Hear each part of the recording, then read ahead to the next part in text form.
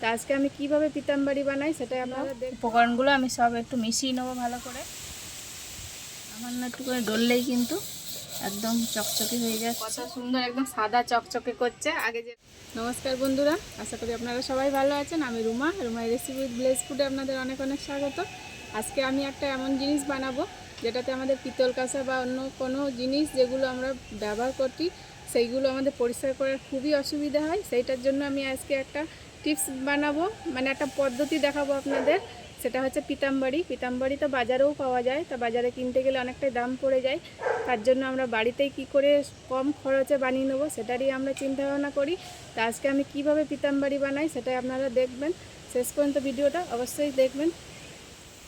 তো পিতাম্বারি একদম ঘরের উপকরণ দিয়েই বানাবো, বাজারের থেকে কিছুই লাগবে না। আর এগুলো আমাদের রান্নার কাজে প্রতিদিন ব্যবহৃত হয়। তাহলে আমি কি করে বানাই সেটাই আপনারা দেখুন। বানাবার জন্য একটা প্লেট নিয়ে নিয়েছি। প্রথমে প্লেটের মধ্যে আমি সব উপকরণগুলো এবার এক এক করে দেব। নিয়েছি ময়দা, আপনারা চাইলে আটাও দিতে পারেন, তা আমার কাছে ময়দা ছিল, নিয়েছি। এখান থেকে দিয়ে দেবো 2 চামচ, এরকম চামচে মাপ করে দেব। এরকম বড় করে ফুল 2 চামচ ময়দা দিয়ে দিলাম। আর নিয়েছি নুন। এই নুনটা আমার রোজকার রান্নাঘরে ব্যবহৃত হয়, ওই প্রতিনিয়ত সেই নুনই দিয়ে দেবো আমরা। এটাও 2 চামচ দিয়ে দেবো। নিয়েছি সাইট্রিক অ্যাসিড, মানে টক চিনি। এটা কিন্তু সব মুদিখানা দোকানে পাওয়া যায়, তা আমি নিয়ে নিয়েছি। এটাও দিয়ে দেবো 2 চামচ।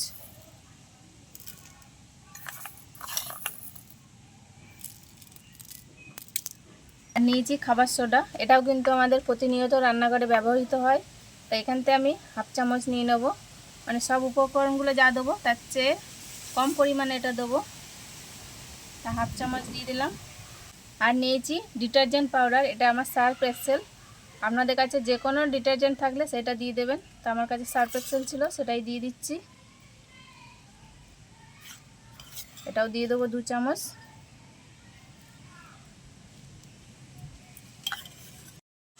এবার এই শুকনো উপকরণগুলো আমি সব একটু মিশিয়ে নেবো ভালো করে।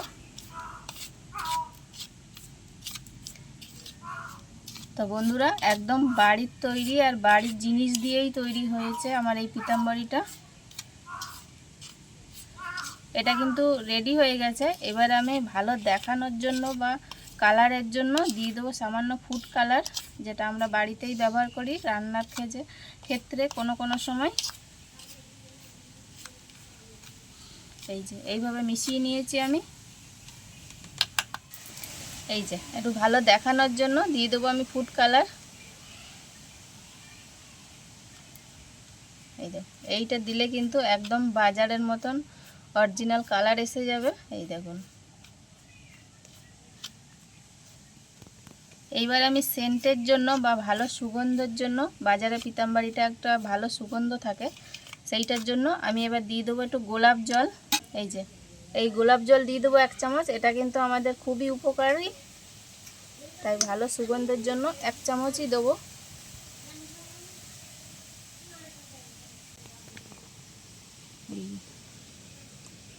এই দেখুন, গোলাপ জলটা দেওয়ার পরে আরও যেন কালারটা ভালো এসছে। এবার এগুলোর সাথেও ভালো করে মিশিয়ে নেব। এই যে এবার যেটা করব, একটা মিক্সির জার নেব, কারণ এতে সাইট্রিক অ্যাসিড আছে, সেইটার জন্য একটু ভালো করে মিক্স করে নেবো। আর সব উপকরণগুলো একদম পাউডার হয়ে যাবে। এই যে দানা দানা দলা দলা ভাবটা আছে সেইটা থাকবে না। তা একটা মিক্সির জার নিয়ে নেব। এই যে এবার এর মধ্যে আমি পুরোটা দিয়ে দেবো।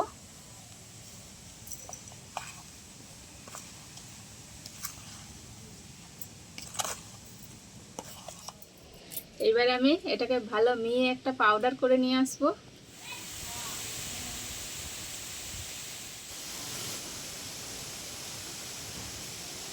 কালারটা কত সুন্দর এসছে বন্ধুরা, একদম বাজারের পিতাম্বারির মতন একদম। এই দেখুন।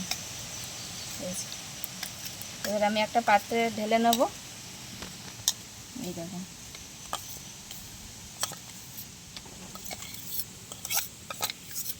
মানে দেখতে হয়েছে বাজারের মতন, গুণাগুণটাও বাজারের মতনই হবে, কেন বাড়ির তৈরি জিনিসের আলাদাই একটা মজা হয়।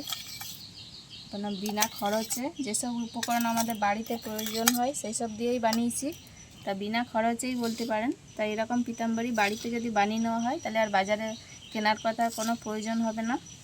এই দেখুন কতটা মিহি হয়েছে, একটু হাত দিয়ে দেখাই আপনাদের। এই দেখুন, আর গোলাপ জলটা দেওয়ার কারণে কিন্তু খুব একটা সুগন্ধ এসছে এতে, আর দেখতে হয়েছে ফুড কালারটার জন্য এরকম একটা পিতাম্বরী। আর যা যা উপকরণ দিয়েছি সেগুলো তো আমার উপকারে লাগবে, যখন আমি কোনো বাসন টাসন মাজবো ভালো পরিষ্কার হয়ে যাবে। এই দেখুন একদম দোকানের মতন পিতাম্বরী রেডি হয়ে গেছে। এবার আপনাদের আমি ব্যবহার করে দেখাবো।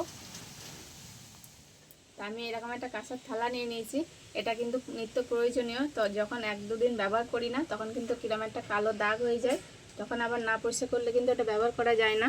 দেখুন কীরকম ছোপ হয়ে গেছে। তো এইটাই আমি এখন পরিষ্কার করে আপনাদের দেখাবো। এই যে অল্প পরিমাণে দিয়ে দেবো পিতাম্বরী পাউডার,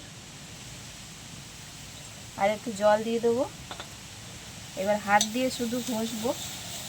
এই দেখুন এইটার কালারটা দেখুন, আর এইদিকের কালারটা দেখুন কতটা পরিষ্কার হয়ে যাচ্ছে।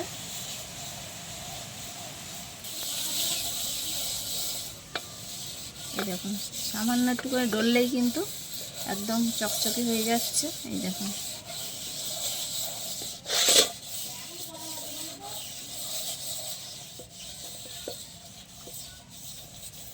এইরকম বাড়িতে যদি বানিয়ে নেওয়া যায় পিতাম্বরী পাউডার, তাহলে আপনারা যখন খুশি ব্যবহার করতে পারবেন।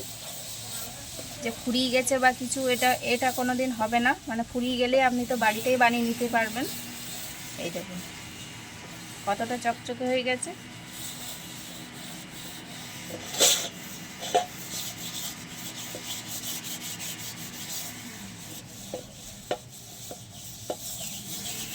এবার আমি ধুয়ে এনে দেখাচ্ছি আপনাদের, আরও ভালো দেখা যাবে।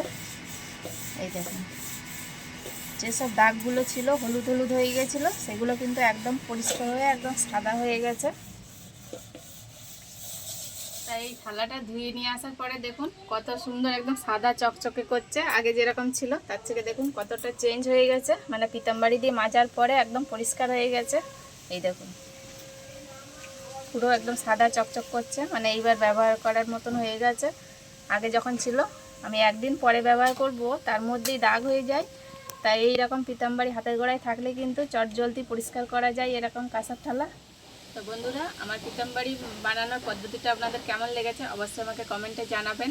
আর আপনারাও এরকম বানিয়ে একবার ব্যবহার করে দেখবেন, আপনাদেরও অনেক উপকারে লাগবে।